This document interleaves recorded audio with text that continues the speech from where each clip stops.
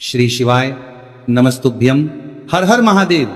माता बहनों, आप सभी लोग जानते हैं कि 15 फरवरी 2026 यानी रविवार को पड़ रही है फाल्गुन महीने की महाशिवरात्रि व्रत।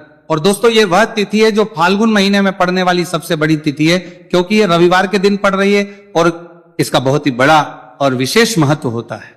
पूज्य गुरु जी ने कहा है कि अगर कभी भी मौका लग जाए और फाल्गुन महीने की महाशिवरात्रि रविवार को पड़ जाए तो आप लोगों को 7 चावल के दाने वाला उपाय तो अवश्य ही करना चाहिए। इन दोनों का संयोग बहुत कम आता है और इसी के साथ मैं गुरु जी ने अपनी शिव पुराण कथा में बताया है कि इस दिन आपको 7 चावल के दाने वाला उपाय तो आपको अवश्य ही करना चाहिए, क्योंकि ऐसा दिन पूरे साल में सिर्फ एक ही बार आता है।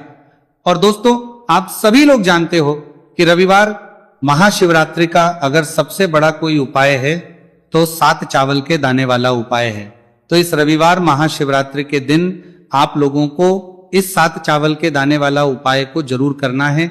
बहुत सारे लोग होंगे जिन लोगों ने इस उपाय को ना किया हो, मतलब पूरा महीना निकल गया, उन्होंने किसी भी दिन इस 7 चावल के दाने वाला उपाय को ना किया हो। पर दोस्तों, आपके पास एक आखिरी मौका बचा हुआ है जो कि 15 फरवरी के दिन है। तो इस दिन आप लोगों को इस वाले उपाय को जरूर कर लेना है। भले ही आपने पूरे महीने भर इस उपाय को ना किया हो, पर अगर आपने इस फाल्गुन महीने के रविवार महाशिवरात्रि के दिन अगर इस वाले उपाय को कर लिया तो आपको इस उपाय को करने का वो फल मिलेगा जिसकी आपने कभी कल्पना भी नहीं करी होगी। इसीलिए आप लोग इस वाले उपाय को एक बार जरूर कर लेना है, ताकि आप लोगों के हाथ से यह मौका ना जा सके और आपको इस उपाय को करने का फल मिल सके। दोस्तों, यह उपाय पंडित जी ने अपनी अभी की ही श्री शिव महापुराण की कथा में बताया है, जिस उपाय को आज हम आपको बहुत अच्छे से समझाने वाले हैं। इस वीडियो को देखने के बाद, इस उपाय को दाना के बाद, इस उपाय को दोस्तों जाना के बाद, जो देखा के नरमान मन ने 12 जो आपको के लिए आपको कोई और वीडियो को देखने की जरूरत नहीं पड़ेगी। तो चलिए दोस्तों, उपाय को शुरू करते हैं। देखिए, ये इस फाल्गुन महीने के रविवार महाशिवरात्रि के दिन ये इतना खास होता है, इतना महत्वपूर्ण होता है। देखा गया है कभी कभी बड़े बड़े पूजा पाठ अनुष्ठान से जो मनोकामना पूर्ण नहीं होते, वह फाल्गुन महीने के रविवार महाशिवरात्रि के दिन एक छोटे से उपाय करने से ही आपकी मनोकामना हो जाती है। और बहुत सारे लोगों ने इस उपाय को किया भी है और उनको इस उपाय को करने का फल भी जरूर मिला है। अगर आप लोग भी इस उपाय को करना चाहते हैं तो आप इस उपाय को पहले अच्छे से समझ लेना, सुन लेना, उसके बाद करना। आपको इस उपाय का फल जरूर मिलेगा। और इस उपाय को कर लेने से आपके घर में चाहे किसी भी प्रकार की दुहक और समस्या क्यों ना चल रही हो, आपको उसका कारण भी नहीं पता है कि भाई ये समस्या किस कारण से चल रही है। कुछ भी कारण हो सकता है, जैसे पितृदोष हो सकता है या किसी भी तरह का मंगल दोष भी हो सकता है। तो इस दिन आप लोगों को ये वाला उपाय कर लेना है। ये एक ऐसा उपाय है जिस उपाय को अगर किसी विशेष दिन पर किया जाए तो भाई उस विशेष दिन का जो है वह तो हमें मिलता ही मिलता है, पर हमने उस दिन पर इस उपाय को किया है तो हमें उससे भी बड़ा फल मिलता है और फल बहुत जल्दी मिलता है, क्योंकि आप इस उपाय को बहुत ही बड़े और विशेष दिन पर कर रहे हो। तो अब उपाय के बारे में बात करते हैं, लेकिन उससे पहले आप लोगों को यह जानना आवश्यक है कि आखिर ये उपाय किस समय करना है, किसको करना है और कैसे करना है। तो चलिए हम आगे आपको वीडियो में एक एक करके बता देते हैं। लेकिन उससे पहले, अगर आप लोग हमारे चैनल पर पहली बार आए हैं या फिर मेरी आवाज आज पहली बार सुन रहे हैं तो हमारे चैनल को सब्सक्राइब जरूर कर लेना और इस वीडियो को लाइक करके कमेंट बॉक्स में श्री शिवाय नमस्तुभयम ओम नमः शिवाय जरूर टाइप कर दे। तो दोस्तों, इस 7 चावल के दाने वाला उपाय को हमें इस रविवार महाशिवरात्रि के दिन कैसे करना है, किसको करना है, किस समय करना है और कहां पर करना है, ये सारे सवालों के जवाब आपको इस वीडियो में मिल जाएंगे। और जो ये वीडियो देखेगा भाई, उसको 7 चावल के दाने वाला उपाय जरूर करना चाहिए, क्योंकि इस दिन एक चावल के दाने का भी बहुत ही बड़ा और विशेष महत्व होता है। और जब बात आ जाए 7 चावल के दाने वाला उपाय की, तो ये सोने पर सुहागा वाली बात हो जाती है और ये एक बहुत ही बड़ा उपाय हो जाता है इस रविवार महाशिवरात्रि का। तो अब दोस्तों, इस 7 चावल के दाने वाला उपाय को आखिर करना किसको है, सबसे पहले हम लोग वो बात जान लेते हैं। तो देखो, घर की जो बड़ी माताएं बहनें होती हैं, उन माताओं बहनों में से कोई भी एक बड़ी माता बहन इस वाले उपाय को कर सकती है। और दोस्तों, अगर आप चाहें तो अपने घर में से सभी सदस्यों को भी इस उपाय को सकते हैं। अगर किसी व्यक्ति की खुद की कोई मनोकामना है, खुद की कोई दुख और परेशानी है जो कि वो अपने लिए ही करना चाहता है इस वाले उपाय को, तो वो खुद अपने लिए भी कर सकता है। बाकी अगर कोई घर में से ऐसा है जो कि अपने पूरे घर परिवार की सुख और शांति के लिए ये वाला उपाय करना चाहता है, तो भाई वो भी कर सकता है, उसमें भी कोई दिक्कत वाली बात नहीं है। कहने का मतलब यह है कि इस उपाय को हर एक सदस्य भी कर सकता है और पूरे घर परिवार के लिए घर की बड़ी माताओं बहनों में से कोई एक माता बहन भी कर सकती है। माताएं बहनें अगर घर में उपस्थित ना हो या वो यह वाला उपाय ना कर पा रही हो तो फिर घर का कोई बड़ा सदस्य भी इस 7 चावल के दाने वाला उपाय को कर सकता है, चाहे फिर वह पुरुष ही क्यों ना हो, उसमें कोई भी दिक्कत वाली बात नहीं है। अब दोस्तों जो अगला प्रश्न निकल कर आता है वह यह आता है इस उपाय को लेकर कि आखिर इस उपाय को हमें किस समय करना है, सुबह के समय करना है कि शाम के समय करना है। तो देखो इस वाले उपाय को आप लोग सुबह के समय भी कर सकते हो और शाम के समय प्रदोष काल में भी कर सकते हो। अब अगर आप पूछो कि भाई सब सबसे उत्तम समय कौन सा रहेगा इस 7 चावल के दाने वाला उपाय को करने का, तो हम आपसे बस यही कहेंगे कि इस उपाय को आप सुबह के समय करेंगे तो ज्यादा बेहतर होगा। बाकी अगर प्रदोष काल शाम के समय भी करेंगे तो भी अच्छा होगा, उसमें कोई भी दिक्कत बात नहीं है। तो अब दोस्तों जो अगली सबसे बड़ी और महत्वपूर्ण बात आती है वही आती है कि सुबह अगर हम उपाय को करेंगे तो हमें कितने बजे से लेकर कितने बजे तक के बीच में करना है, और शाम के समय प्रदोष काल में करेंगे तो हमें कितने बजे से लेकर कितने बजे के बीच में करना है। तो देखो सुबह जितनी जल्दी हो सके आप उपाय को करने की कोशिश करना। बाकी अगर किसी कारणवश लेट भी हो जाओ, थोड़ी देर भी हो जाए, तो 10 या 11 बजे तक भी आप उपाय कर लेना, पर 12 बजे से ज्यादा देरी ना हो, ठीक है, इस बात का ध्यान रखना। उसके बाद में दोस्तों अगर शाम के समय प्रदोष काल की बात करें, प्रदोष काल का जो समय है होता है वो शाम के 6 बजे से शुरू हो जाता है। मतलब शाम के 6 बजे से लेकर 7 बजे के बीच का जो समय होता है यह समय प्रदोष काल का समय होता है। तो आप इस उपाय को 7 या 8 बजे के बीच में भी कर सकते हो। मतलब शाम के 6 बजे से रात 8 बजे के बीच में आप कभी भी इस वाले उपाय को कर सकते हो, उसमें कोई भी दिक्कत वाली बात नहीं है। देखिए दोस्तों एक एक करते हुए हम उपायों को समझेंगे। सबसे पहला उपाय दोनों को समार नहीं, दोनों को समार नहीं है, बहुत ही आसान सा उपाय है। देखो यदि आपको ऐसा लगता है कि बाबा आपकी सुन ही नहीं रहे हैं, बाबा आपकी मनोकामना परिपूर्ण कर ही नहीं रहे हैं, आपने कई उपाय कर लिए, कई आपने इच्छाएं महादेव के सामने रख दी, लेकिन आपकी मनोरथ जो है वह परिपूर्ण हो ही नहीं रही है, और आप चाहते हैं कि वह मनोरथ जो आप कई दिनों से बाबा से मांग रहे हैं वह परिपूर्ण हो जाए, तो आपके जीवन के दुख तकलीफ है ये सब दूर हो जाए। देखिए हो सकता है आपके घर में कोई कोर्ट केस चल रहा है या आपके घर में बहुत ज्यादा लड़ाई झगड़े चलते हैं, तो आपके घर में अगर शांति नहीं है, आपके घर में धन की कमी है, धन की वजह से आपके घर में बहुत ज्यादा लड़ाई झगड़े चल रहे हैं, तो आपकी तकलीफ दूर होने वाली है। स्वयं नंदी जी वाला यह विशेष उपाय है।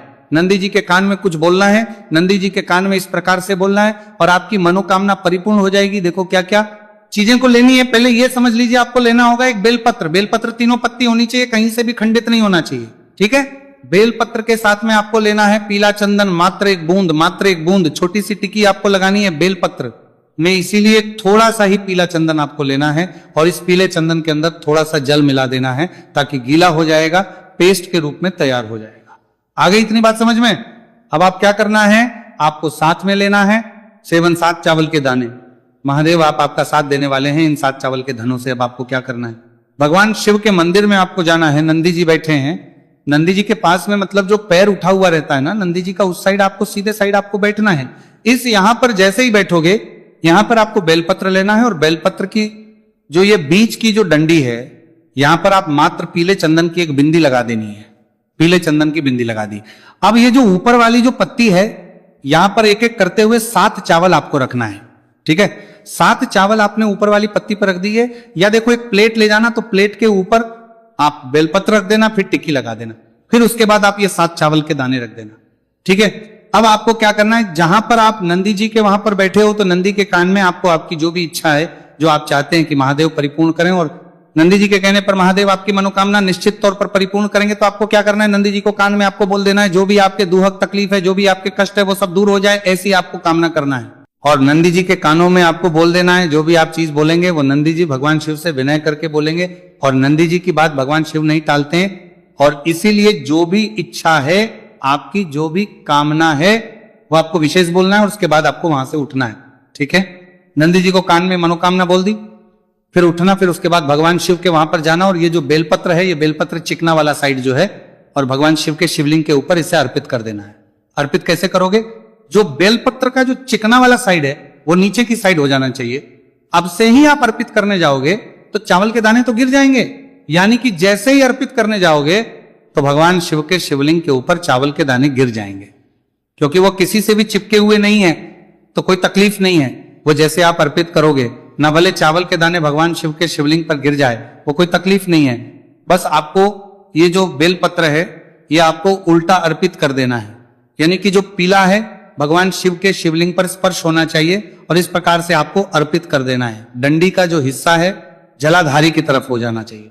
बस इतना सा प्यारा सा उपाय एक बार करके देखिए, निश्चित तौर पर महादेव आपकी जो भी मनोरथ है, जो बाबा से आप कई दिनों से मांग रहे हैं, वह निश्चित तौर पर परिपूर्ण हो जाएगी। आगे इतनी बात समझ में। देखिए अब हम बात करते हैं दूसरे उपाय की। तो क्या हम सीधा उपाय को करने के लिए इन चारों सामग्री को मतलब उपाय करने के लिए जा सकते? नहीं। तो यहां पर आपको इस बात का ध्यान रखना है कि हम भगवान शिव जी को प्रसन्न करने के लिए तो जा रहे हैं, हम अपनी मनोकामना को पूर्ण करवाने के लिए तो जा रहे हैं, पर हमें यह दर्शाना बिल्कुल भी नहीं है कि हम सिर्फ अपने फायदे के लिए भगवान शिव जी के मंदिर में आए हैं। इसलिए हम इस उपाय को करने के साथ साथ में भगवान शिव जी की पूजन अर्चना के लिए कुछ सामग्री भी जरूर लेकर जाएंगे। जैसे कि सुबह समय अगर आप उपाय को कर रहे हो, इस एक लाल फूल और एक सफेद फूल वाले उपाय को, तो भाई सुबह के समय आपको एक लोटा जल लेकर जाना है। जो लोग प्रतिदिन शिव जी के मंदिर जाते हैं, पूजन अर्चना करते हैं, जल चढ़ाते हैं, फूल बेल पत्र सब कुछ चढ़ाते हैं, भाई वो अपनी पूजन अर्चना वैसी की वैसी ही करना। बाकी जो सिर्फ उपाय को करने के लिए जा रहा है, जो कुछ भी लेकर नहीं जा रहा है, उसे कम से कम एक लोटा जल अपने घर से भरकर लेकर जाना अगर आप उपाय को कर रहे हो, है ना। क्योंकि इस वाले उपाय को आप भगवान शिव जी की पूजन अर्चना करने के बाद ही करना। वहीं अगर बात करें शाम के समय की, अगर कोई व्यक्ति शाम के समय प्रदोष काल में इस वाले उपाय को कर रहा है, तो भाई आपको मात्र एक घी का दीपक तैयार करना है। ये बात हम हमेशा बोलते हैं, शाम के समय प्रदोष काल में कोई कर रहे हो ना, तो दीपक का विशेष महत्व होता है। रविवार, महाशिवरात्रि दिन का प्रदोष काल में जो भी व्यक्ति दीपक जलाता है ना भगवान शिव जी के मंदिर में, भाई उसके जीवन से सारी दुख और परेशानियां भी दूर होती हैं। तो भाई इस दिन दीपक का विशेष रूप से ध्यान रखना आप लोग। अगर आप इस उपाय को शाम के समय प्रदोष काल में कर रहे हो, है ना, ये जो दीपक आप लोगे ये आटे का लोगे। जो आटा आप गूंद दोगे उसके अंदर कुछ भी मत डालना, मात्र सादा आटा लगाकर उसे तैयार कर लेना और एक मीडियम साइज का दीपक तैयार कर लेना। दीपक ना ज्यादा छोटा हो ना ज्यादा बड़ा हो, है ना। उसके बाद में दीपक आपका तैयार हो जाए तो इसके अंदर जो बत्ती रखोगे वो गोल बत्ती रखोगे। देखो गोल बत्ती भी दो तरह की होगी, एक बाजार की और एक घर वाली। तो कोशिश करना अपने घर में जो रुई रखी हुई है उस रुई से आप लोग एक गोल बत्ती अपने ही हाथों से बनाओ। उपाय का फल अच्छा मिलता है। भगवान शिव जी जल्दी प्रसन्न होते हैं। जब हम किसी भी उपाय को अपने हाथों से परिश्रम करके तैयार करते हैं तो आपको उस दीपक के अंदर एक गोल बत्ती रख देनी है। इसके अंदर जो चीज आप लोग डालोगे वो डालोगे शुद्ध देसी गाय का घी। इस बात का विशेष रूप से ध्यान रखना, शुद्ध देसी गाय का घी ही डालना है, तेल वगैरह नहीं। आज के दिन तो मत डालना, रविवार महाशिवरात्रि के दिन, क्योंकि भगवान शिव जी का सबसे प्रिय दिन और प्रिय समय पर हम लोग इस वाले उपाय को कर रहे हैं। तो थोड़ा सा शुद्ध गाय का घी इतना डालना कि वो दीपक कुछ समय तक चल सके। ना बाजार वाला मिलावटी घी डालना, ना भैंस का घी डालना, शुद्ध देसी गाय का घी। आपको ढूंढने में थोड़ी मतलब मेहनत लगेगी और महंगा भी मिलेगा, पर गाय के घी से भगवान शिव जी प्रसन्न होते हैं और उसी शुद्ध देसी गाय के घी से घर में बरकत भी बनी रहती है और हमारे घर में सुख शांति भी बनी रहती है। इसलिए शुद्ध देसी गाय का घी अपने घर में हमेशा रखा करो। वो भगवान शिव जी के कार्यों में भी उपयोग में आता है और उपायों में भी हम लोग प्रयोग कर सकते हैं। तो यहां पर आपकी सारी तैयारियां हो चुकी हैं। उपाय को करते समय शुद्धता का विशेष रूप से ध्यान रखिएगा। सुबह कर रहे हो तो भाई सुबह तो आपको स्नान करना ही करना है। बाकी शाम को कर रहे हो तो शाम को मात्र हाथ मुंह धोकर भी आप लोग इस वाले उपाय को कर सकते हो, कोई दिक्कत वाली बात नहीं है भाई। उपाय की पूरी सामग्री तैयार कर और पूजन सामग्री लेकर आपको भगवान शिव जी के मंदिर पहुंचना है, जो आपके घर के पास में हो, जहां पर शिवलिंग विराजित हो, शिवालय हो, वहां पर आप लोगों को पहुंचना है। और जैसे ही आप भगवान शिव जी के मंदिर में पहुंचते हो, वहां जाकर ही उपाय शुरू नहीं करना है। पहले आपको भगवान शिव जी की पूजन अर्चना करना है। पूजन अर्चना कैसे करोगे? सुबह के समय गए हो तो एक लोटा जल वगैरह जो भी पूजन सामग्री लेकर गए हो, उससे पहले पूजन सामग्री आप लोग मतलब पूजन भगवान शिव जी की कर लो। जो व्यक्ति सिर्फ एक लोटा जल लेकर गए हैं वो शिव जी के शिवलिंग पर मात्र एक लोटा जल एक धारा से धीरे धीरे करके चढ़ा लो। अपनी पूजन अर्चना आप लोग जो है पूरी कर लो पहले। उसी के बाद अगर आप शाम के समय कर रहे हो तो पहले जाकर बैठना है। भगवान शिव जी के शिवलिंग के पास में आप जो दीपक तैयार करके लेकर आए हो उस दीपक को पहले जलाना है। ये जो दीपक आप लोग जलाओगे ना, ये किसी और की माचिस से मत जला, अपनी ही माचिस अपने ही घर से लेकर आना और इस दीपक को अपने ही माचिस से जलाना। अगर आपने मंदिर की माचिस या किसी और की माचिस ले ली, इस उपाय को करने में इस उपाय का फल उस व्यक्ति को भी बहुत मिल जाएगा। इस बात का ध्यान रखना, अपने घर से अपनी ही माचिस लेकर जाना और इस दीपक को जलाना। दीपक को जलाने के बाद भगवान शिव जी की शिवलिंग के पास में रख देना। शिवलिंग के इतना पास में मत रखना कि शिव जी को आंच लगे, थोड़ी सी दूरी बनाकर ही जो है इस दीपक को शिवलिंग के पास में आप लोग रख दीजिएगा। अब जैसे ही आपकी पूजन अर्चना हो जाती है भगवान शिव जी के शिवलिंग के सामने या आसपास कहीं पर भी बैठ जाइए उपाय को करने के लिए। और उपाय को करने से पहले आप लोग अपनी वो चारों पूजन सामग्री निकाल लीजिए, उपाय की जो सामग्री है वो निकाल लीजिए और भगवान शिव जी के शिवलिंग के ऊपर एक माता अशोक सुंदरी जी का स्थान देख लीजिए। माता सुंदर जी का जो स्थान होता है वो जलाधारी के ऊपर होता है, जलाधारी के बिल्कुल बीचों बीच में होता है। आप लोगों ने देखा भी होगा शिवलिंग की जलाधारी होती है, जलाधारी के बिल्कुल बीचों बीच का जो स्थान होगा वो माता अशोक सुंदर जी का स्थान होगा, क्योंकि यहीं पर हमें ये जो है उपाय को करना है। सबसे पहली चीज, अब हम उपाय को करना शुरू करते हैं। आप सबसे पहले अपनी एक बेलपत्र उठा लो। एक बेलपत्र को आपको माता अशोक सुंदरी जी वाले स्थान पर सबसे पहले समर्पित करना है। बेलपत्र की डंडी का मुख होगा जलाधारी की तरफ जहां से जल बहता है और नीचे गिरता है, और बीच वाली बड़ी पत्ती का मुख मतलब शिवलिंग की तरफ होगा। इस तरीके से आपको इस बेलपत्र को माता अशोक सुंदरी जी वाले स्थान पर समर्पित कर देना है। उसके बाद में अपनी एक शमी पत्र उठा लो जो आप उपाय के लिए लेकर आए हुए हो। शमी पत्र को उठाकर शमी पत्र की भी जो डंडी का भाग होगा वो जल की तरफ करके, जहां से जल बहता है नीचे गिरता है उस तरफ करके, और पत्ती वाला भाग शिवलिंग की तरफ करके इस शमी पत्र को भी उस बेल पत्र के ऊपर आपको समर्पित कर देना है। समर्पित करने के बाद अब आप ले लो अपना एक लाल फूल जो आप उपाय को करने के लिए लेकर आए हुए हो। इस लाल फूल का जो खिला हुआ भाग होगा, चाहे वो गुलाब का फूल हो चाहे कोई सा फूल जो शिवलिंग पर चढ़ता हो, भाई उस फूल का जो खिला हुआ भाग होगा वो शिवलिंग की तरफ होगा। बाकी जो पीछे का भाग होगा फूल का वो जलाधारी की तरफ, जहां से जल बहता है नीचे गिरता है उस तरफ होगा। और आखिरी में आपका जो एक सफेद फूल बचा हुआ है, इस सफेद फूल को भी आपको लेना है और सफेद फूल का जो खिला हुआ भाग होगा वो शिवलिंग की तरफ होगा, जहां पर शिवलिंग रखा हुआ है उस तरफ होगा, और डंडी का भाग जलाधारी के पीछे की तरफ हो जाएगा। मतलब जो जहां से जल बहता है और नीचे गिरता है, जब आप एक बेलपत्र, एक शमी पत्र और एक लाल फूल, एक सफेद फूल चढ़ा रहे हो, तो उस समय आप लोगों को कांता भगवान या कांता चक्र का नाम लेते हुए ही जो है इस उपाय को करना है, और भगवान शिवजी और नारायण जी का स्मरण करते हुए ही इस उपाय को आपको करना है। तो जब भी आप एक बेलपत्र, एक शमी पत्र, एक लाल फूल और एक कमी हो रही है, जो भी दुख और समस्या परेशानी चल रही हो, आपको अपनी वो दुख और जो है भगवान शिव जी से उपाय को पूरा करने के बाद वहीं पर पास में बैठकर बोल देना है। हाथ जोड़ के आंखें बंद करके अपनी परेशानी और श्री शिवाय नमस्तुभयम का जाप करना है।